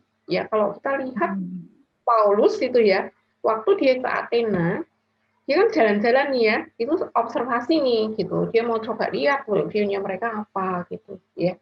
Ternyata dia menemukan satu patung, satu berhala itu yang nggak ada namanya. Ya. Terus dia bilang, yang aku beritakan itu berhala yang nggak ada nama itu loh. Ya. Dan itu penting gitu. Dan itu adalah berhala yang menciptakan langit dan bumi itu gitu. Jadi dia melihat dari sudut berhala itu ilah ya. Ilah yang aku ceritakan itu adalah Allah. Bagimu ilah, tapi bagiku Allah gitu. Nah, dia menyamakan itu. Dia masuk dari celahnya itu, dia masuk. Ya, maka dari itu kita harus punya open mind. Kita punya pemikiran bukan yang radikal, sempit, nggak mau ngerti pikiran orang lain gitu. Enggak. Kita radikal di dalam dasar landasan Alkitab kita. Tetapi kita open mind. Ya, buka lebar-lebar pemikiran kita, lalu kita saring, kita pikirkan, maka itu butuh internalisasi. Ya, adik-adik, saya tahu kalian punya kesulitan menginternalisasikan. Di zaman ini saya tahu. Kenapa begitu? Karena too much information that you get. Gitu. Ya. Kamu itu mendapatkan begitu banyak informasi yang kamu bingung mana yang benar dan mana yang salah. Maka dari itu, ambillah waktu jeda untuk berpikir di dalam setiap kondisi. Ya, jangan kamu dipapar terus oleh informasi itu sehingga kamu nggak punya jeda. Ya, jedalah, berpikirlah, berikanlah waktu setiap hari 1 jam, minimal setengah jam untuk kamu duduk diam dan berpikir tentang hari yang kamu lalui, tentang informasi yang kamu dapat di hari itu. Internalisasikan sebelum kamu masuk ke dalam doa malam. Ya. Nah, setelah kamu internalisasikan, kamu tahu framework-nya apa, kejadian hari itu apa, kamu baru masuk ke dalam doa malam dan tutup harimu bersama dengan Allah. Ya. Nah, itu akan menolongmu banget gitu. Kalau kita nggak pernah mikir, ya udah lewat, semua lewat gitu ya, nggak bisa. Kita nggak bisa untuk berhadapan dengan worldview-nya orang lain. Kita akan jadi radikal. Ya pokoknya gitu ya, kalau sudah ngomong pokoknya gitu ya, udah. Nggak mikir gitu. Ya kalau ditanya, ini kenapa begini-begini? Pokoknya begitu Kak, gitu. Loh, pokoknya itu apa gitu? Apa alasannya kamu memilih itu? Misalnya contoh, apa alasannya kamu ngambil S2? Apa alasannya kamu memilih pekerjaan di lab? Apa alasannya kamu memilih pekerjaan di kampung? Ya, semua punya alasan. Semua dipengaruhi oleh worldview. Nah, baiklah itu kita ketahui dengan baik. Ya, jadi kita nggak jadi orang yang katak dalam tempurung di dalam dunia yang sangat maju. Karena worldview kita itu doang, gitu. Nggak berkembang. Ya. Terus juga jangan lupa, kita kan dikuduskan. Ya kan? Jadi worldview kita itu makin kudus makin hari. Nah, apakah kalau worldview kita makin kudus itu akan membuat kita makin sulit menerima worldview orang lain? Bisa jadi kalau kita tidak bisa menginternalisasikannya. Kita nggak bisa membandingkannya, sehingga kita nggak bisa mengambil celah itu. Ya, jadi coba belajar untuk membuka pikiran kita dengan worldview orang lain, kemudian diinternalisasikan. Ya, dipikirkan, kalau begini kenapa, kalau begitu kenapa. Nggak sesuai dengan Alkitab di bagian mananya, yang sesuai di bagian mana. Maka disitulah kita akan membicarakan dengan orang itu. Oke? Baik, Kak. Baik. Oke, Kak. Terima kasih, Kak. Ya. Oke. Terima kasih untuk Gendis yang sudah bertanya. Oke. Bagi teman-teman yang lain yang mau bertanya lagi, silakan boleh present atau tulis pertanyaan di chat. Atau juga mungkin yang mau merespon tentang materi yang sudah tadi kita bahas. Boleh. Ya, silakan.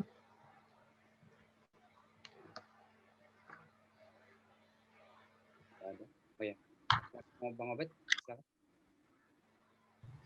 Iya, aku mau kasih respon ya, Ud. Pertama, thank you buat materinya, Kak. Sangat membuka insight-insight baru begitu.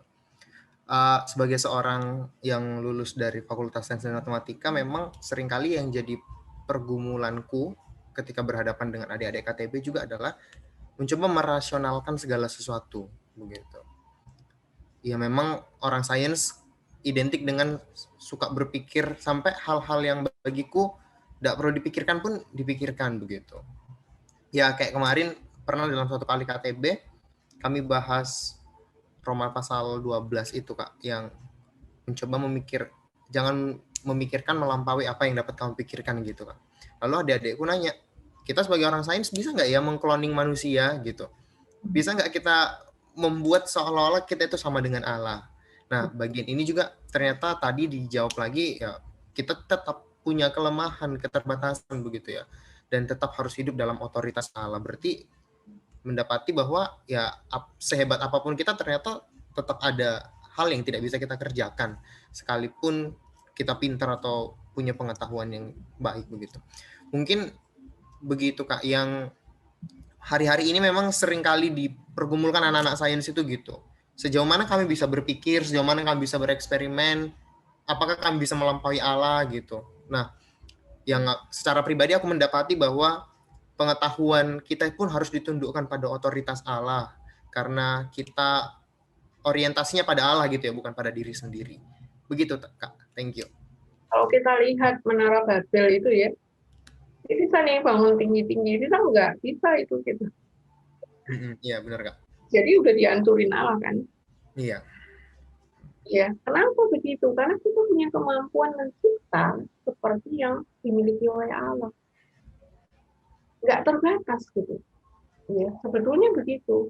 Tapi berkenan atau enggak gitu pertanyaannya. Penting apa enggak gitu. Ya.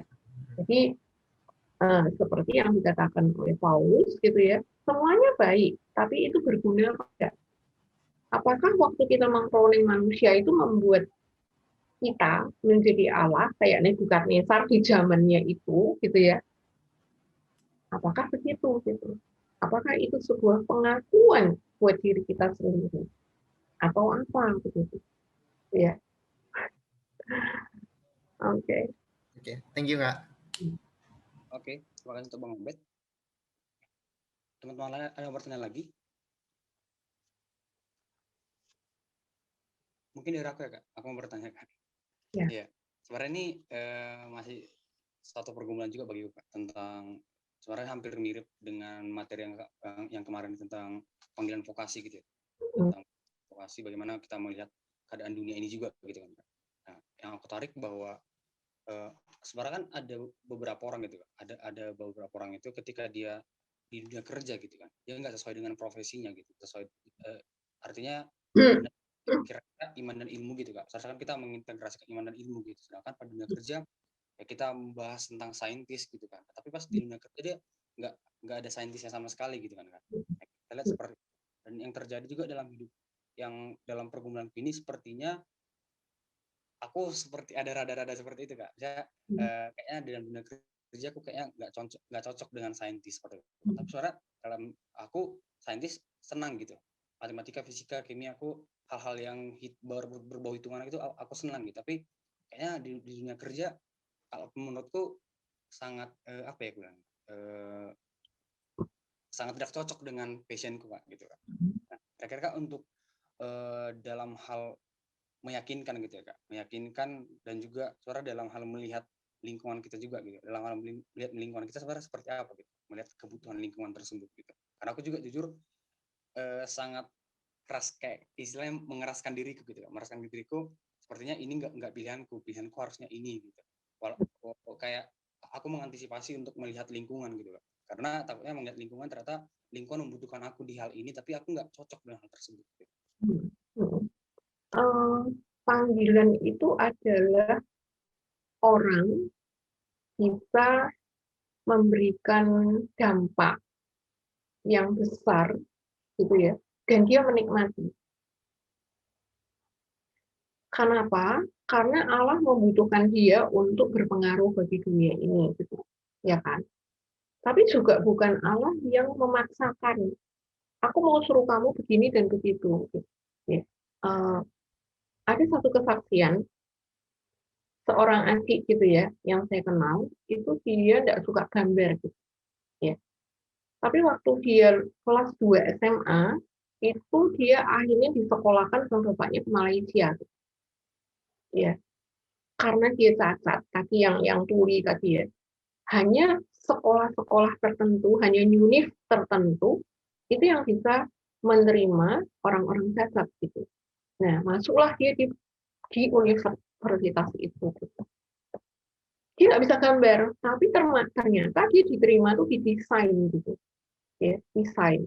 Jadi produk gitu, desain produk gitu. Kesaksiannya dia. Pada satu semester itu dia harus ada satu semester di mana dalam waktu 2 bulan itu dia harus mengumpulkan 13 gambar. Ya.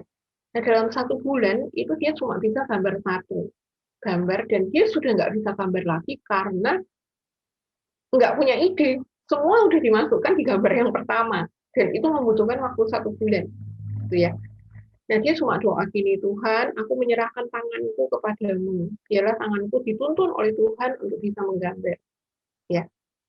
Nah, kemudian di semester berikutnya, dia mendapatkan gambar itu tugas dalam semester itu 500 sekian, 350 sampai 500 ya proyeknya di dalam semester itu. Lalu mamanya bingung gitu, mamanya bilang orang 13 gambar aja udah kalang kabut, gitu. Udah nangis-nangis, berdoa gitu. Ya. Lalu mamanya SMS nih ke anak itu gitu, ya namanya ya kamu stres ya dengan tugas yang begini banyaknya. Terus Yahya bilang begini, enggak kok Ma, aku enjoy banget gitu. Ya. Berarti dengan kata lain yang 13 gambar itu yang 12 gambar itu betul dia selesaikan dalam 1 bulan. Ya. Jadi 2 bulan itu dia 1 gambar 1 bulan, 12 gambar itu 1 bulan setelah dia berdoa. Dan dia keluar daripada unit itu mempunyai award di dalam best design. Ya. Nggak suka gambar. Tapi Tuhan dengan caranya itu menempatkan dia di univ itu. Karena nggak ada univ lain yang bisa terima dia. Cuma di situ. Gitu. Ya. Dan sekarang dia bekerja di Sydney, dia tinggal di sana, di sebuah di sebuah perusahaan, ya, dia manajer desain gitu. Ya. Dia menyelesaikan D3-nya di Malaysia, dia menyelesaikan masternya di di Aussie. Ya. Kita nggak tahu gitu. Ya. Dia dalam kondisi tuli, tapi dia bisa menjadi the best student, nilai paling baik nomor 1 3 tahun berturut-turut di international school.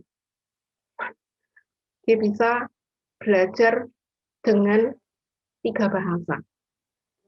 Ya, bahasa Inggris, bahasa Mandarin, bahasa Indonesia, dan bahasa Perancis. Unbelievable gitu ya. Dia nggak bisa dengar sama sekali gitu. Jadi dia membaca orang itu dengan lip reading. Ya. Jadi kalau dia dengan khotbah, dia di gereja itu dia selalu duduk paling depan. Ya. Dia akan melihat dalam bahasa Inggris itu kita bisa ngobrol gitu ya. Karena saya pernah ngobrol dengan dia. Dia lip reading. Dia bisa PA dengan saya. Ya. Kalau kita PA rame-rame begitu, kakaknya nggak bisa itu, dia akan tanya gitu. Kalau kakaknya nunduk gini ya, terus dia akan tanya ke saya gitu, Tante, kakak tadi ngomong apa gitu, jawabannya apa gitu. Ya. Jadi dia lip reading gitu. Nah, dia nggak pernah tahu, dia juga bagus di matematik. Dia pikir tadinya dia mau masuk ke sains gitu. Dia di lab nggak ketemu orang banyak, dia tekun di situ menciptakan sesuatu dengan pengetahuan yang dia punya gitu. Tapi Tuhan pakai dia sebagai desainer gitu ya. Dia bingung gitu. Ya, dialah orang yang punya anak catat juga. Ya. Jadi panggilan itu membuat kita mengerjakannya dengan sukacita, ya, membuat kamu merasa kamu flourish gitu, kamu itu berbuah, tapi kamu senang gitu, ya. Nah, apakah begitu kita keluar daripada univ, lulus sarjana, kita kerja itu selalu mendapatkan tempat panggilan kita? Enggak selalu deh, ya, enggak apa-apa, ya, masuklah ke dalam masa-masa peralihan enggak apa-apa. Masuk dengan baik, tetapi dengan tadi ya berpikir, berdoa dengan baik. Sebetulnya apa yang jadi panggilan Tuhan gitu? Ya, apa sih yang jadi passionmu? Apa yang jadi kemampuanmu? Kemampuanmu dengan passionmu tuh dijadikan satu, itulah yang jadi panggilan. Nggak mungkin Allah memanggil seseorang tidak pada passionnya. Gitu. Ya, pasti selalu ada pada passionnya, ada pada kemampuannya. Gitu. Ya.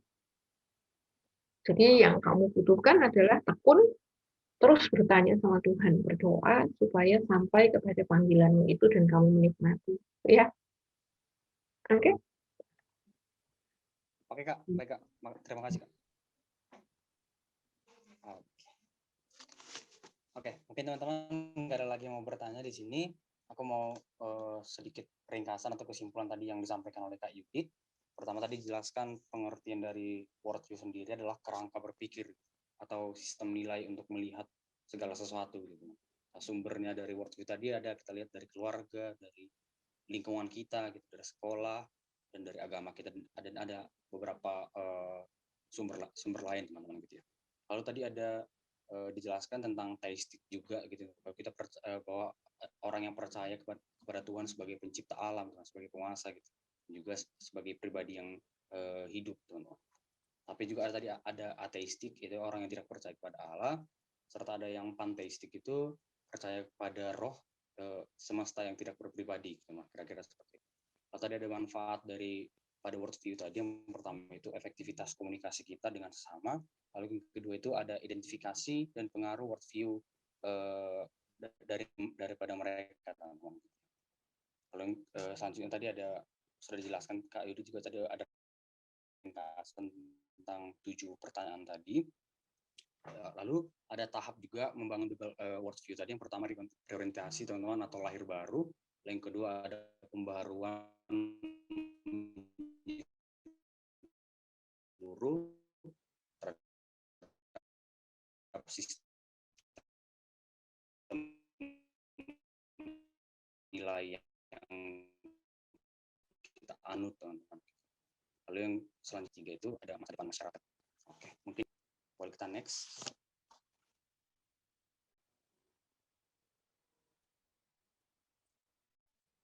Slide selanjutnya mungkin dari operator.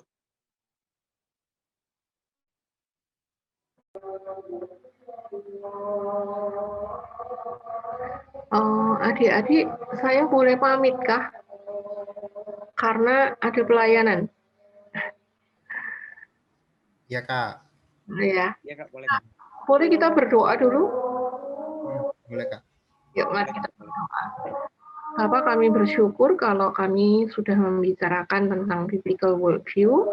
Tuhan tolong supaya Engkau membantu dan menanamkan kepada adik-adik kecintaan akan kebenaran firman Tuhan, sehingga itu bisa menjadi worldview daripada adik-adik. Tetapi juga Engkau menolong mereka untuk bisa menyaring segala sesuatu yang dihadapi di dalam kehidupan ini, diinternalisasikan dengan kebenaran firman Tuhan, dilihat dengan baik, dipikirkan secara baik, dan kemudian mereka boleh mengambil keputusan-keputusan yang tepat berdasarkan kepada iman kepada-Mu.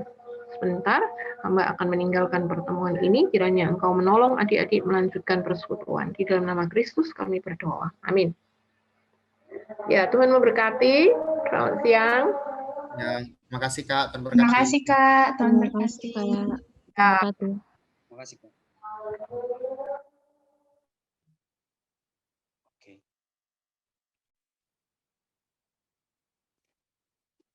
Teman-teman, di tengah goncangan dan cobaan di dunia ini yang kadang membuat kita lupa akan tujuan kita diciptakan, perlu kita meminta pertolongan dari Tuhan. Agar apa yang kita butuhkan, teman-teman, gitu ya. Tuhan memperhatikan kita, teman-teman, dalam segala kehidupan kita dan menolong kita menghadapi segala cobaan itu. Untuk itu mari kita bernyanyi.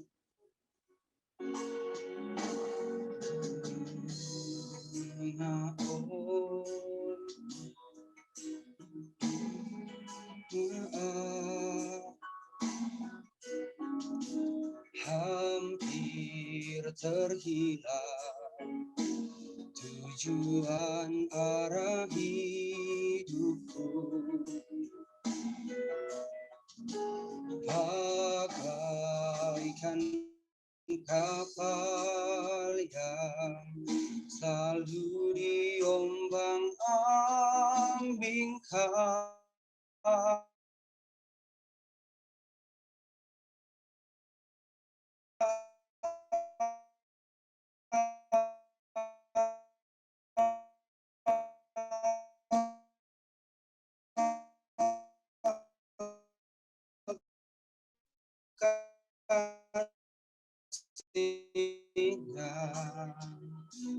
Ketika orang yang sudah rusak dibetulkan dengan penuh kasih sayang,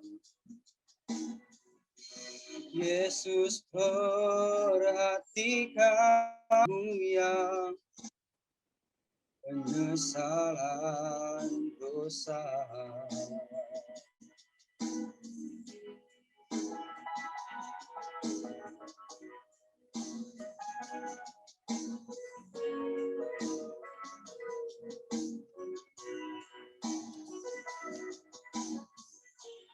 Di tengah ombak dan arus pencobaan, hampir terhilang tujuan arah hidupku. Bagaikan kapal yang selalu diombang-ambingkan, mengharap kasih-Nya seolah-olah tiada mampu.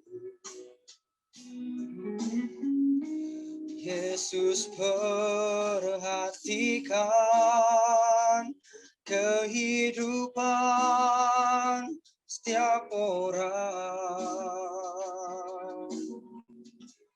yang sudah rusak dibetulkan penuh dengan kasih sayang. Yesus perhatikan tiap tetesan air mata. Dia mengenal hatimu yang penuh penyesalan dosa. Dia mengenal hatimu yang penuh penyesalan dosa.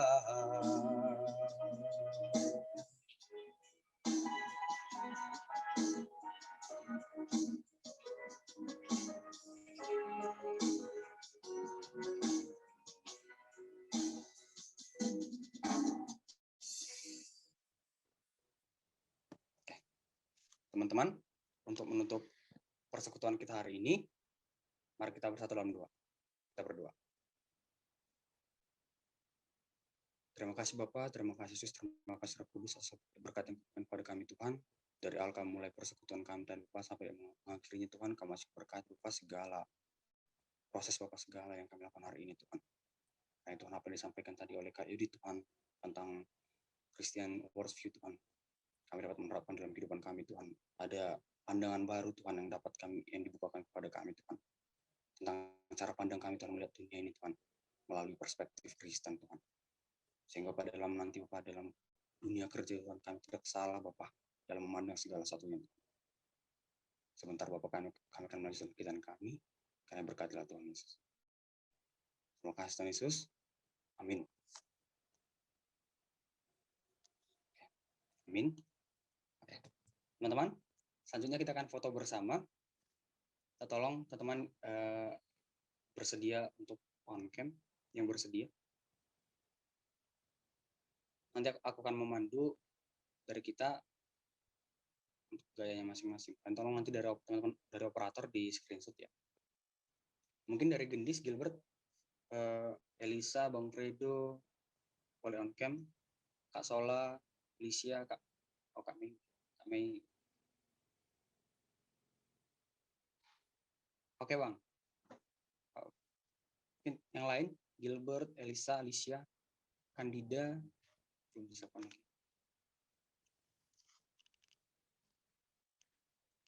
Oke Kak. Oke mungkin nggak ada lagi yang on cam. Tolong nanti dari operator Ian di screenshot ya. Oke. Aku hitung sampai 3 teman-teman, boleh ambil gaya masing-masing. Ya, aku hitung ya. 1, 2, 3. Sudah? Ya? Oke, sekali lagi teman-teman, mungkin dengan ganti gaya lagi. Aku hitung 1, 2, 3. Oke, sudah. Slide-nya ya, mulai.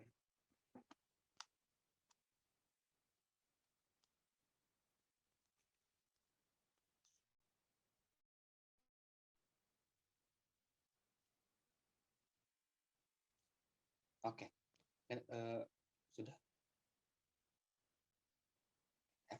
Teman-teman, untuk persekutuan kita hari ini berakhir sampai di sini. Terima kasih untuk teman-teman yang masih menyempatkan waktunya untuk hadir sampai pada siang hari ini.